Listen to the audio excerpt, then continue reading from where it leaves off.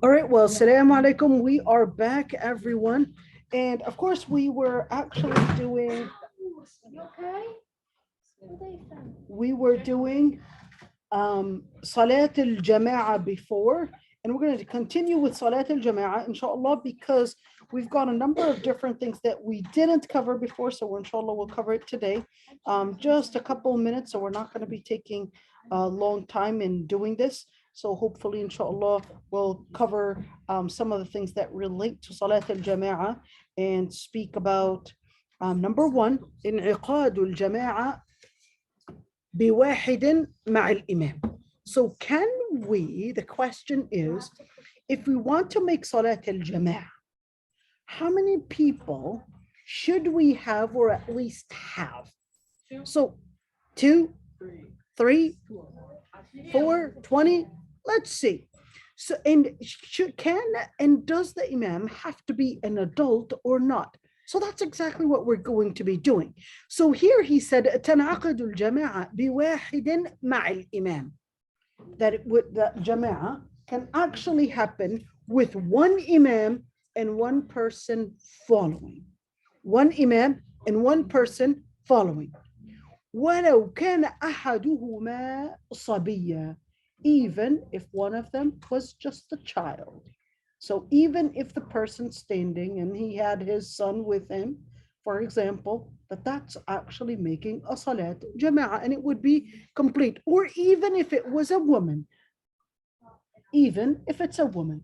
So it doesn't have to be two men, it can be a woman and it can be a child that is together. All right. So the other part is that what is the evidence in regarding that? Number one is that Ibn Abbas. Who's Ibn Abbas? Ibn Abbas, Abdullah ibn Abbas. That's his name. Abdullah, Abbas is basically the Prophet ﷺ's uncle.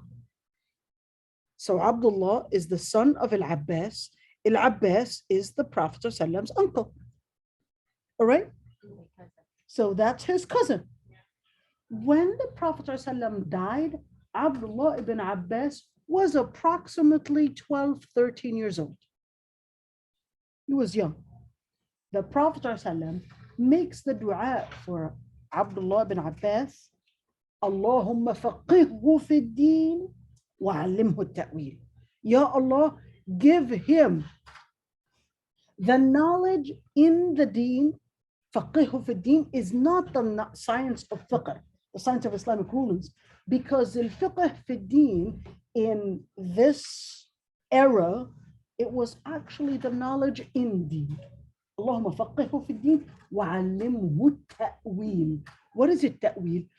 Ta'wil is the ability to interpret the wordings of the Quran and text, the ability to interpret, to understand. There's no way that you can have deep understanding unless you understand what the word stands for, what the context is behind this text.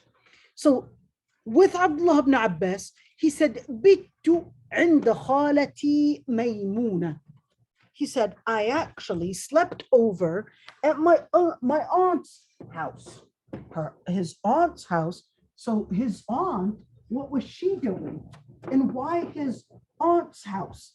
So that's because his aunt is Maymuna, is actually married to the Prophet.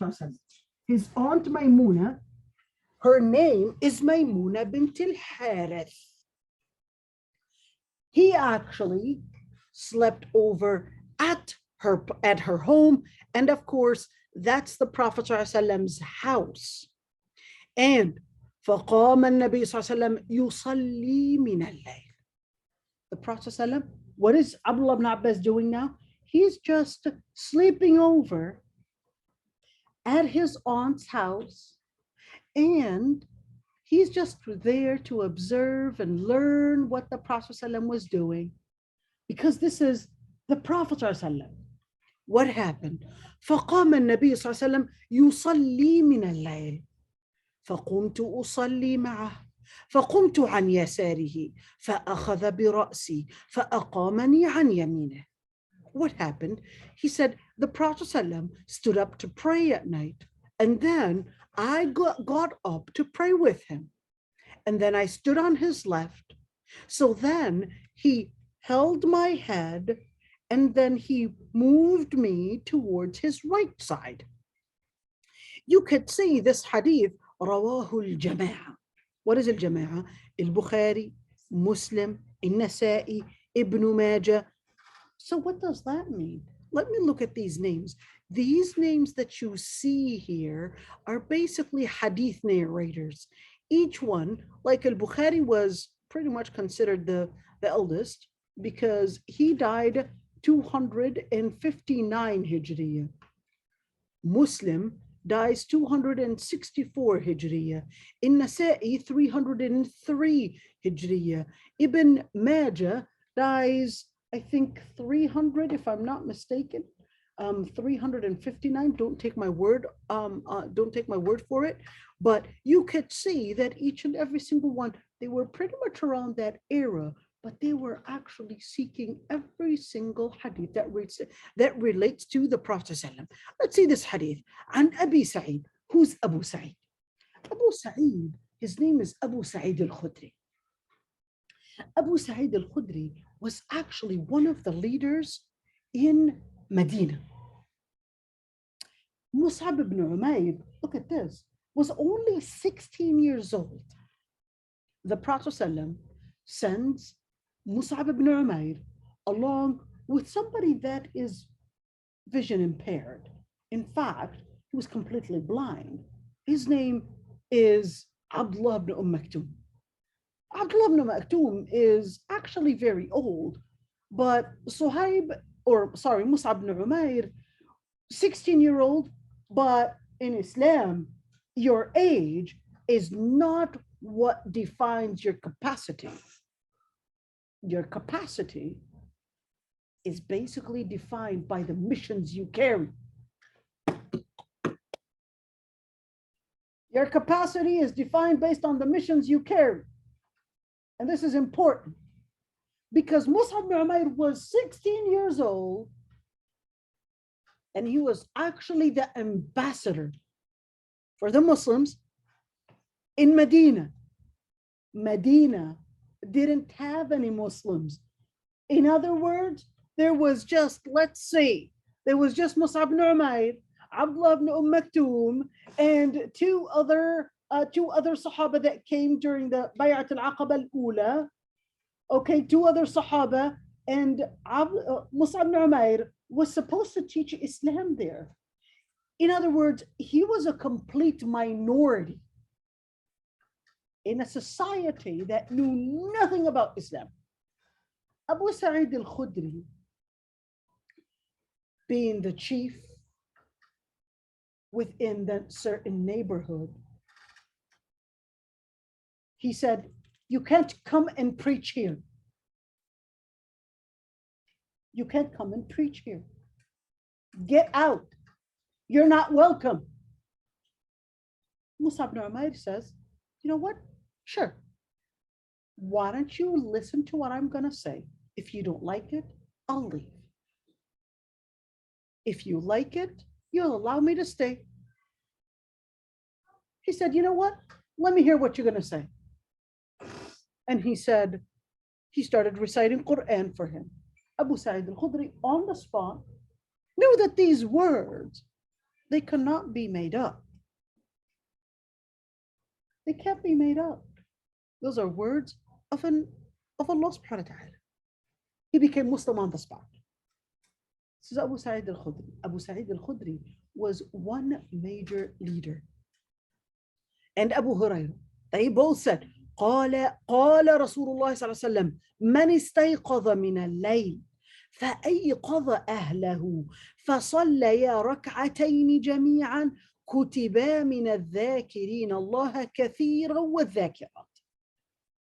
What did he say? He said, whoever wakes up in the middle of the night and then they would wake up their family or wake up their husband or wake up their wife, and then they would just pray 2 rak'ahs. It wasn't too much. Here it is, Khadija, she goes, Abdul Qadir, 2 rak'ahs. Abdul Qadir and Khadija, they both just do 2 rak'ahs. It's not like they spent the whole night. It was like just 2 rak'ahs. He wakes up, she wakes up, and then just 2 rak'ahs. That's it. Allah subhanahu wa ta'ala, the Prophet ﷺ actually said, كُتِبَ مِنَ الذَّاكِرِينَ اللَّهَ كَثِيرًا وَالذَّاكِرَاتِ. They would be, the malaika would be there putting their name. Oh, these are part of ذَاكِرِينَ اللَّهَ كَثِيرًا وَالذَّاكِرَاتِ. What is that? That's basically kind of like when you, for a military, they would basically have like a level, or like a, what do they call, like a badge? That's a badge. Oh, these are ذاكرين الله كثيرا والذاكرات. On Judgment Day, ذاكرين الله كثيرا والذاكرات. Yes, you've got a special door. You've got a special entrance. Come on in. The malaika would be taking you there. Come on in. All welcome. Or let's say mom didn't want to wake up. You woke up, you tried waking up your brother. You tried waking up your other brother, your sister. Or in the beginning, you probably didn't have anybody to wake up with you. You just did it. You'll be from الذاكرين الله كثيرا والذاكرات. A special badge for, what's your name? Fatu? For Fatu. ذاكرين الله كثيرا والذاكرات. Malaika will be there. We're missing Fatu. She's supposed to be here. And Malaika would actually take you to Jannah because she's part of ذاكرين الله كثيرا والذاكرات. Hamza. So, what if you were to miss Aysha, but then in the middle of the night you just woke up and you were to make Aysha, make up Aysha? Is that the same? That's a good question. For Aysha, it is actually best to delay Aysha, not after midnight, but to delay Aysha as far as you can delay Aysha, on a condition that you don't get sleepy and lose and miss Isha. All right? So Isha, the sunnah is to delay it, but not delay it where you're playing and you're just wasting time. No, you're delaying it probably because you're reading Quran, probably because you're learning something. Then that is basically part of it. All right? It's a sunnah. Now let's continue. So here we go. This is Rawah Abu Dawud and Ibn Majah. Remember these names. Inshallah, we'll actually do some classes just about these people. It would be really interesting. I love doing biographies. Absolutely love it. I love it. I absolutely love it. All right, let's continue. So here we go. Abu Sa'id said, أن رجلا دخل المسجد وقد صلى رسول الله صلى الله عليه وسلم بأصحابه فقال رسول الله صلى الله عليه وسلم من يتصدق على ذا فيصلي معه فقام رجل من القوم فصلى معه. What did he say? A man came into the masjid, and what happened? The Prophet ﷺ had already prayed. وقد صلى رسول الله صلى الله عليه وسلم بأصحابه. The Prophet ﷺ had already prayed the Jama'ah. But this man came in late. So the Prophet ﷺ said, who would want to donate or يتصدق? يتصدق, this is not a donation where you're giving money, but this is like you're giving an advantage. Giving an advantage. So what was the advantage? Just get up and pray with this person. So if you come in, let's say Khadija, she's in the masjid right here. She sees a lady coming in. And she had already prayed Dhuhr. So she comes in and then she basically sees the lady wanting to pray, but she had already missed Jama'ah. So she said, hey, I'll pray the Jama'ah with you. What did we do? We just made a congregation that we're trying to support one another. I'm basically giving you a privilege and taking a privilege to make it into a Jama'ah. So here, فَقَامَ رَجُلٌ مِنَ الْقَوْمِ فَصَلَّى مَعَهُ. One of the guys, Sahaba, got up and actually prayed with him. You could see Rawahu Ahmad Abu Dawud at-Tirmidhi. By the way, at-Tirmidhi, you guys, actually lost his sight. He lost his sight and he was from the city of Turmuz. And it's a city in Uzbekistan. Now it's called Tirmiz. They would call it Tirmiz, but a city in Uzbekistan. All right, Ahmad. Ahmad is Ahmad ibn Hanbal. Ahmad ibn Hanbal, he basically was also a student for Shafi'i. Ahmad ibn Hanbal, all right, he actually didn't write those ahadith. You know who wrote it? Who wrote those ahadith? His own son. He was teaching his son, and his son would write the ahadith. So that's why if you go to Musnad Ahmad, it would always start with Haddathana Abu Abdullah. That such and such and such was said. It would always start with Haddathana Abu Abdullah. In order to say that it was really his father that actually taught that. We're almost done. All right, let's see another hadith. So At-Tirmidhi basically used this hadith and said, well, this is a sign that it is permissible that we could actually do a salat al-jama'a, جواز أن يصلي القوم جماعة في مسجد قد صلي فيه. That it's permissible if, let's say, we had a jama'a already done and we wanted to do another jama'a, that it's actually permissible to do multiple jama'as. And there we go. And just an, I wish I can actually talk about these names too. Another jama'a for same people, Aysha, or Not so if the people are, even if the person, let's say we all pray jama'ah together and another person came in. Did you already pray jama'ah? Yes, you did. So you can pray another jama'ah with the person that is praying. So we'll end right here because I promised, and we'll see you all next week, inshallah. We'll see you all next week, inshallah. I know that we did a lot today, so we'll see you all, inshallah, next week. Rabbi yahfadkum. Any questions before we end? Yes. I said that one, when you pray, when you make the jama'ah, what will it be considered for you who have Nafil. It will be considered for you nafil. It would be considered for them whatever they're praying. Okay. Yeah. Sister Aisha, I don't think you answered my question earlier. So you said if you wake up in the middle of the night and then you wake up one of your family members to pray only 2 rak'ahs, then the malaika will give you like some sort of badge. ذاكرين الله كثيرا Yeah, is وذكرا. that the same thing as Mrs. Aisha and then waking up in No, the it's middle not of the same night? thing. It's not the same thing. This is if you're actually praying on time, etc. But even if you oversleep Isha, the Prophet ﷺ said, من نام عن صلاة أو نسيها فليصليها إذا ذكرها. Whoever oversleeps a prayer or forgets a prayer, then pray it as soon as you remember it. فإن ذلك وقتها. Because that would be its timing.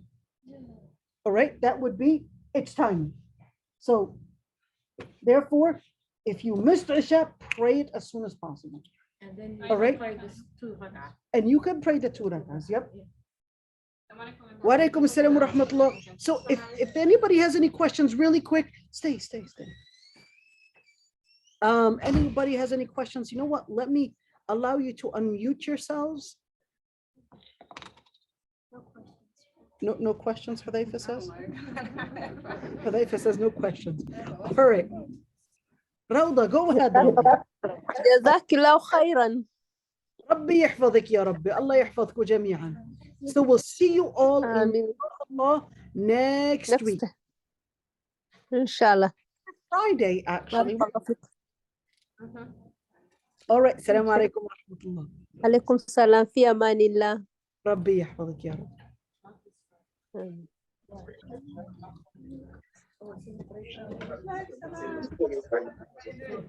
Hello? Yes, I can hear you.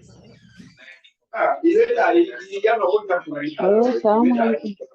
وعليكم السلام. Oh, sorry, it's me. I'm Mustafa. My second name. Can anybody translate? Translate. We couldn't understand what you're saying. No, I'm saying new person. I'm my news, my friend.